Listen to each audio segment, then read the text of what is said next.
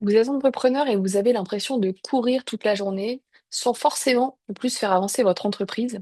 Peut-être que vous cochez toutes les cases de votre to-do list ou pas. Mais en tout cas, vous travaillez beaucoup et pourtant, les projets qui pourraient vraiment faire grandir votre activité restent toujours pour plus tard. Voilà, ça passe toujours en second plan. Et si je vous disais que le problème, c'était pas forcément le manque de temps, mais plutôt la façon dont vous vous organisez. Bienvenue sur notre chaîne. Si c'est votre première visite, je suis Colline, cofondatrice de l'agence Elona. Et avec Laure, on accompagne les pros de l'accompagnement et de la santé à développer leur activité et leurs outils de communication depuis 2021. Et aujourd'hui, j'ai le plaisir de recevoir Manon, qui est consultante en structuration d'entreprise, pour parler justement de ce grand sujet qui concerne tous les indépendants, c'est-à-dire l'organisation, mais surtout comment reprendre le contrôle de son temps, arrêter d'avoir toujours la tête dans le guidon et redevenir du coup pilote de son entreprise. Je vous en dis pas plus et je vous laisse avec la vidéo.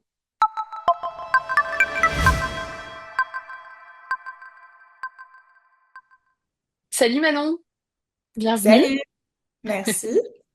Merci à toi de venir sur notre chaîne YouTube. Pour commencer, j'aimerais bien que tu te présentes, voilà, nous dire qui tu es, ce que tu fais et avec qui tu travailles. Voilà, pour qu'on ait une idée claire de qui tu es. Oui, alors du coup, je m'appelle Manon. Je suis experte Notion certifiée et consultante en structuration. Qu'est-ce que ça veut dire? Ça veut dire que j'accompagne des indépendants et des petites entreprises à améliorer leur façon de travailler au quotidien, d'écrire les process, la manière dont ils travaillent pour leur permettre de gagner du temps sur ce qui compte vraiment pour eux, c'est-à-dire la relation client et le développement de leur activité et passer toutes les tâches administratives et qui peuvent être contraignantes au quotidien pour se focus vraiment sur là où on doit mettre son énergie. Ok, super, merci, c'était hyper clair. Bah, c'est vrai que quand tu es indépendant, enfin voilà, nous ça fait avec Laure, ça fait un petit peu plus de 5 ans qu'on est à notre compte. Si t'es pas bien organisé, ça peut vite devenir compliqué. Donc il y a plein de méthodes, d'outils, tu vas nous parler de tout ça, de stratégies aussi à mettre en place.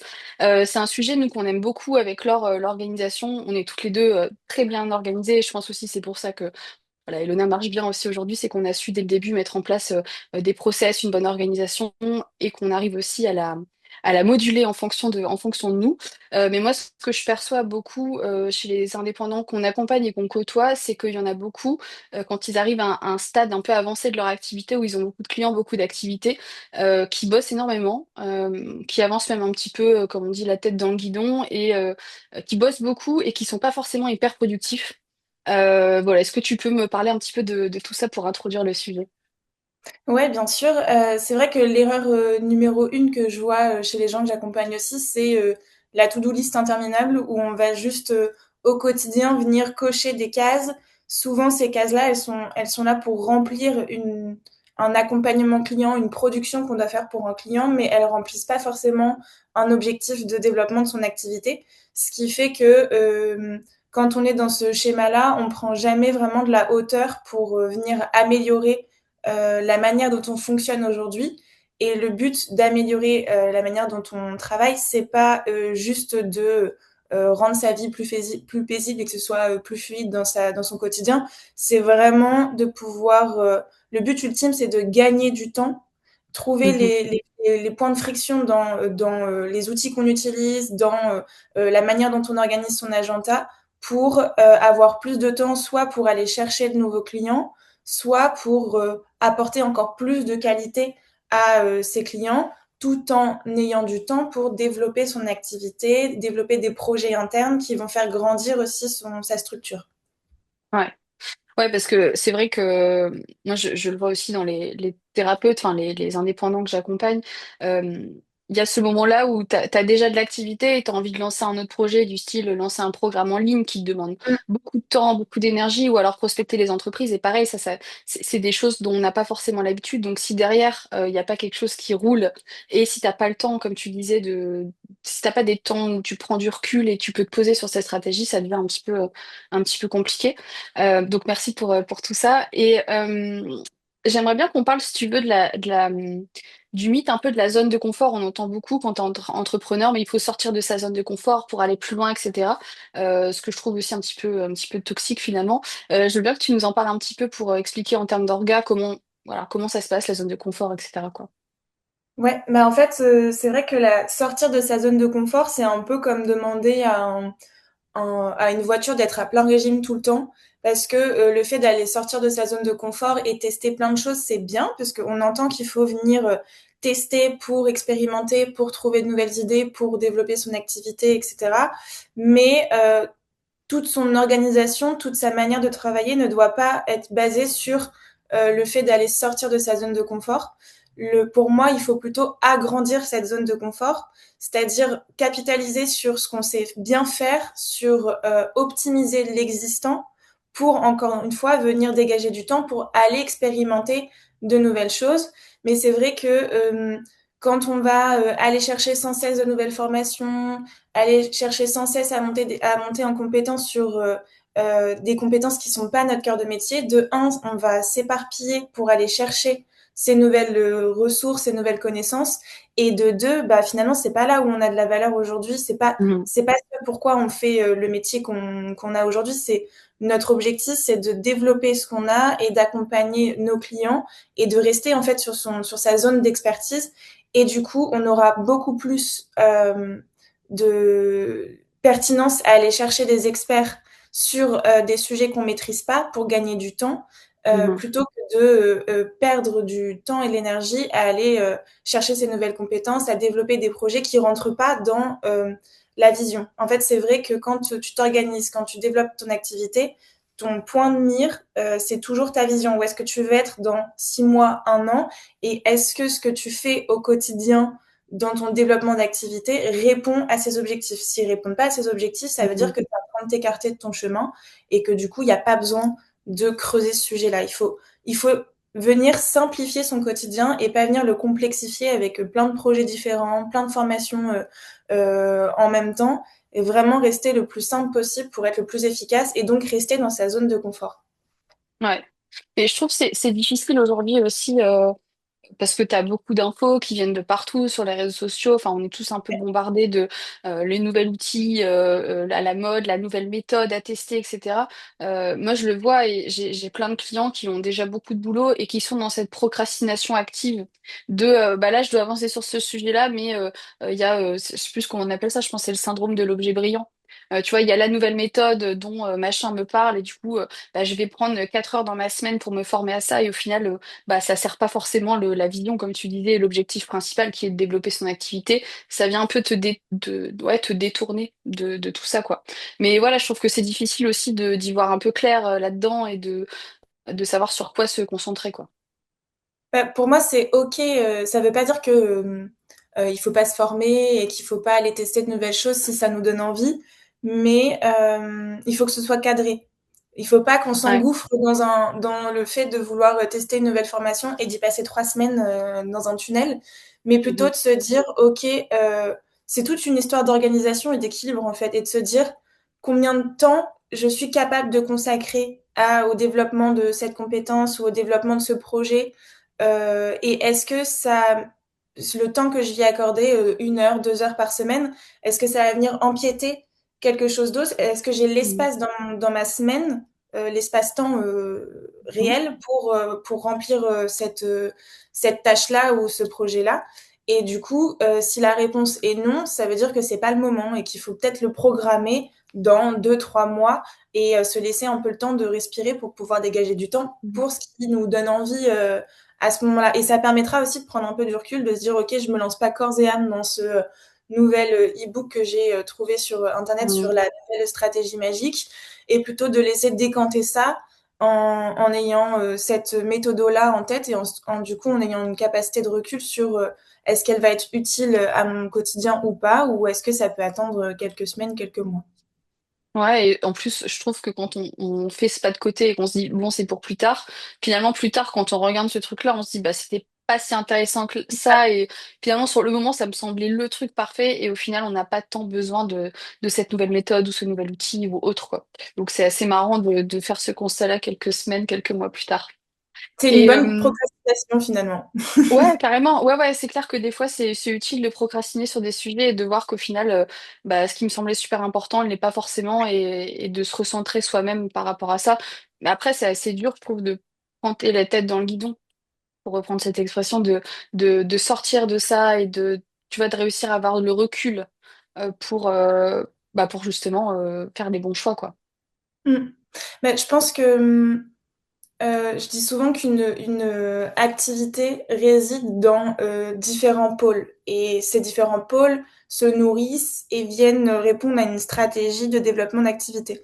Quand tu es indépendant, tu es multicasquette et du coup tu Mhm. dois autant travailler sur ton pôle client, donc production, relation client, autant sur ton pôle commercial, donc aller chercher prospecter, acquérir de nouveaux clients, les convertir et penser à tout ton parcours de vente. Mhm. Autant à toute la partie contenu, marketing, réseaux sociaux et du coup être dans cette casquette de communicant, mais aussi dans cette casquette de chef d'entreprise finalement et du coup parce qu'on a conscience de ces trois pôles-là, mais on a un peu moins conscience de cette casquette de chef d'entreprise qui a besoin de se poser sur la réalisation de ses objectifs pour le développement de son activité, la structuration, l'optimisation de ses process pour justement fluidifier la création de ses contenus, la relation avec ses clients et puis Ouais. son tunnel d'acquisition et de vente. Ouais, donc des fois, juste prendre quand même, quand il y a beaucoup de choses à gérer, de prendre un temps de recul pour voir un peu, pour prioriser. Ouais. Est-ce que tu as une méthode, je sais pas, une méthode concrète, quelque chose qui pourrait justement aider les personnes qui aujourd'hui galèrent un peu au niveau de leur organisation et se sentent submergées? Ouais, pour moi, tout passe par, enfin, l'outil le plus lisible et qu'on a tous, c'est un agenda. On se dit, OK, déjà dans cet espace-temps d'une semaine, enfin de 3, 4, 5 jours qu'on a dans la semaine en fonction de notre activité, je vais noter les impondérables. Qu'est-ce qui doit être absolument fait, que ce soit vie pro ou vie perso, on a tous des impondérables. Et ça, c'est hyper important de le noter parce que c'est déjà cadrer ses limites et de se Mhm. dire à telle heure, j'arrête ce que je fais coûte que coûte pour passer à cette tâche-là qui est hyper importante ou à ce projet-là ou à ce temps de vie qui est hyper important pour moi.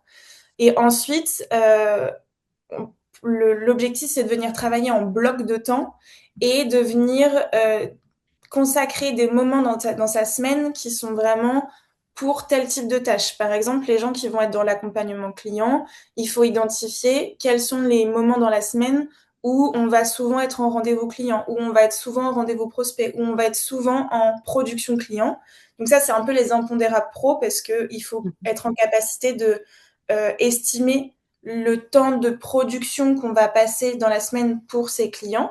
Parce que finalement, dans 5 jours travaillés, on va pas faire 5 jours de production client, vu qu'on l'a dit juste avant, on a différents pôles, on a du Ouais. contenu à créer, on a de la prospection à faire, etc. Et on doit se garder un temps de structuration. Donc finalement, sur cette semaine-là, on va caler ces temps de livraison production client. Et en fait, c'est la méthode Laura. L pour livraison, A pour acquisition. Donc, quand est-ce que je me bloque du temps dans ma semaine pour soit faire des rendez-vous prospects, aller chercher de nouveaux clients, se concentrer sur son parcours de vente. Mhm. Euh, le U de Laura pour urgence, parce que il faut toujours un temps tampon dans sa semaine pour gérer les urgences, les mails. Et au-delà de mettre un temps tampon à un moment dans la semaine, c'est peut-être 15 minutes ou 30 minutes un peu tous les jours pour répondre aux notifications qu'on a sur le téléphone, prendre le temps de rédiger un mail un peu plus long, je sais pas, éditer une facture vraiment urgente ou des Mhm. choses comme ça. R, ça va être le temps de révision et donc ce temps de structuration où on va prendre du recul, on va peut-être sortir des indicateurs chiffrés parce que c'est hyper important les indicateurs, ce qu'on appelle les indicateurs de réussite qui répondent à des objectifs parce que c'est ce qui va rendre visible un peu ce qui était invisible jusqu'à aujourd'hui. Le nombre de clients qu'on est allé chercher, le nombre de nouveaux Mhm. contacts qu'on s'est fait, et du coup de se reposer vraiment sur du concret pour, encore une fois, améliorer par la suite et pouvoir guider son chemin jusqu'à sa vision et réadapter sa stratégie par rapport à du Mhm. concret et pas par rapport à ce qu'on voit sur les réseaux sociaux avec la nouvelle stratégie à suivre, la nouvelle formation, etc. Et après, donc là, on est au R de Laura. Le dernier A, ça va être sur le temps d'admin, le temps de facturation, de compta, de gestion administrative. Et ça, c'est souvent le point qu'on aime un peu moins en général. Et au lieu de se prendre encore une fois un gros bloc à un moment donné dans la semaine, c'est peut-être de se mettre deux Mm. fois 30 minutes dans la semaine. Et pour finir sur cette méthode-là, l'objectif quand on fait de la structuration, c'est pas à un moment quand on se sent chargé de prendre du recul, c'est vraiment de prévoir des rituels dans la semaine et même à l'échelle d'un mois, de se forcer à prendre peut-être 30 minutes par semaine, 1 heure par semaine, et de faire un gros focus de 2 heures par mois ou 3 heures par trimestre pour, comme je le disais tout à l'heure, réadapter ce chemin jusqu'à sa vision et de prendre du temps pour réévaluer sa stratégie. Ouais. Et ce qu'on peut penser sur le moment quand c'est hyper urgent de se dire ah, mais j'ai pas le temps de prendre ce temps de recul, en fait, ça nous fait derrière gagner de la clarté, du temps, enfin voilà, c'est de la tranquillité d'esprit aussi, quoi. Donc c'est important de le prendre. Tout à fait. Est-ce que tu as des outils à nous conseiller? Là, tu nous parlais de la méthode Laura, un outil ou des outils ou c'est souvent quand on pense organisation, on pense outils souvent, donc Oui, bah oui, comme je disais en introduction, dans mon titre de ce que je fais, je suis experte Notion certifiée. Et Notion ou Notion, on entend souvent parler, c'est un outil qui regroupe 100 millions d'utilisateurs aujourd'hui, donc qui fait beaucoup parler de lui. Et cet outil-là permet, en fait, quand on ouvre, c'est un peu une page blanche, mais on a la capacité de venir créer tous les tableaux de bord et les espaces qui sont nécessaires à l'organisation et au pilotage de notre activité.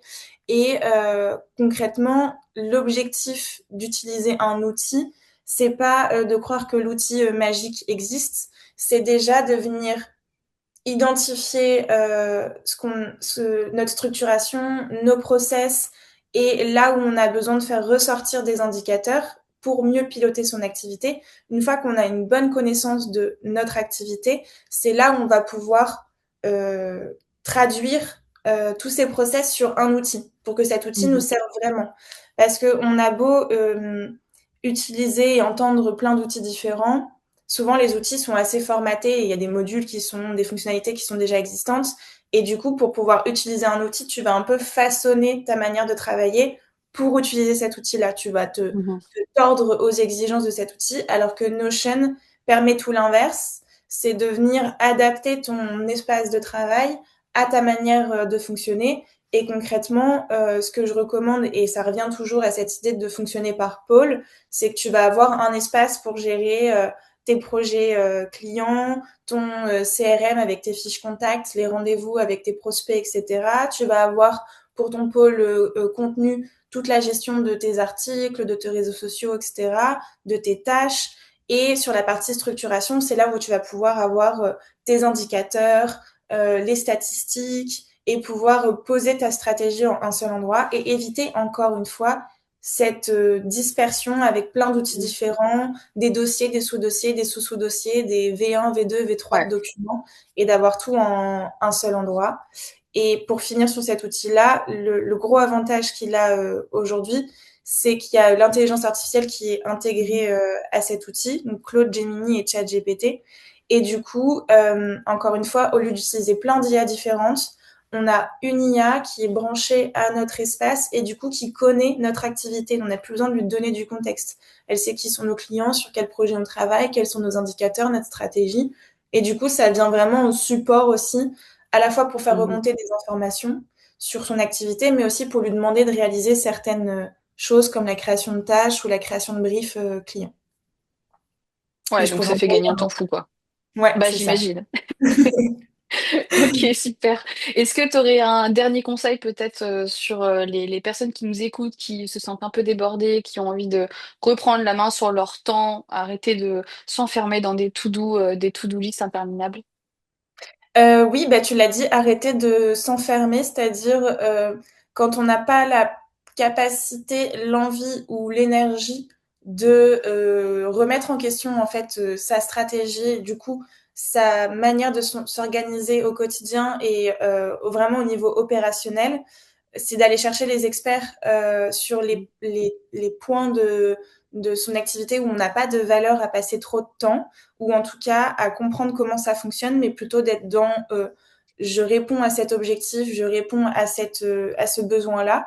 Et du coup, ouais, mon gros conseil, c'est de s'entourer des bons experts pour gagner du temps, pour se concentrer sur ce qui compte vraiment. On est d'accord. Non, c'est Ouais, clair, parce que des fois, on passe, voilà, on se dit, ah, j'ai pas envie de dépenser, etc. Au final, on passe des heures, voire des semaines sur un sujet pour au final un résultat qui nous plaît pas pour changer. Enfin, au final, après, on perd énormément de temps et parfois, il vaut mieux savoir investir un petit peu au début pour avoir quelque chose de carré et avancer. Enfin, je pense faut aussi penser long terme. Pas oui, forcément sur 3 ans non plus, mais en tout cas, essayer de se dire, bah, ce que je fais là, est-ce que dans quelques mois, je vais gagner du temps et essayer de penser à tout ça, quoi. Je pense que c'est important oui. aussi. Donc voilà, super, bah, merci beaucoup. Et du coup, qu'est-ce que tu proposes concrètement aux personnes qui auront envie de se faire accompagner par toi, en tout cas de faire un point sur leur organisation pardon, pour l'améliorer? Alors, la manière dont je fonctionne, c'est que je travaille toujours par un audit parce que c'est hyper important de se mettre à la place des personnes que j'accompagne et donc d'auditer justement ces différents pôles, de comprendre est-ce qu'il y a des parties qui peuvent être déléguées soit par des outils, soit par des personnes, quels sont les points de vigilance en termes d'optimisation, etc. Donc, toujours un audit qui permet d'aller vers un plan de recommandation et un plan d'action de choses très opérationnelles à mettre en place pour sa structuration. Et enfin, si besoin est, de pouvoir mettre en place les outils, les process et les automatisations nécessaires pour répondre à ces préconisations. Et donc, tout commence toujours par un audit, et c'est ce que je propose à ceux qui nous écoutent, s'ils le souhaitent, de pouvoir faire un audit flash pour comprendre vraiment comment et articuler son activité et où est-ce qu'ils pourraient gagner du temps dans leur manière de travailler aujourd'hui, soit par les outils, soit par des automatisations, soit par de la délégation avec des experts comme vous. Mhm. Ok, bah super. Écoute, on mettra le lien du coup de ton audit flash sur YouTube. Et il me semble aussi que tu as un contenu gratuit pour apprendre à créer ces blocs de temps, c'est ça? Oui, tout à fait. Pareil, bah, je le mettrai dans le lien pour l'audit flash, mais on peut télécharger une ressource pour pouvoir identifier grâce à une matrice là où on gagne du temps et là où on en perd.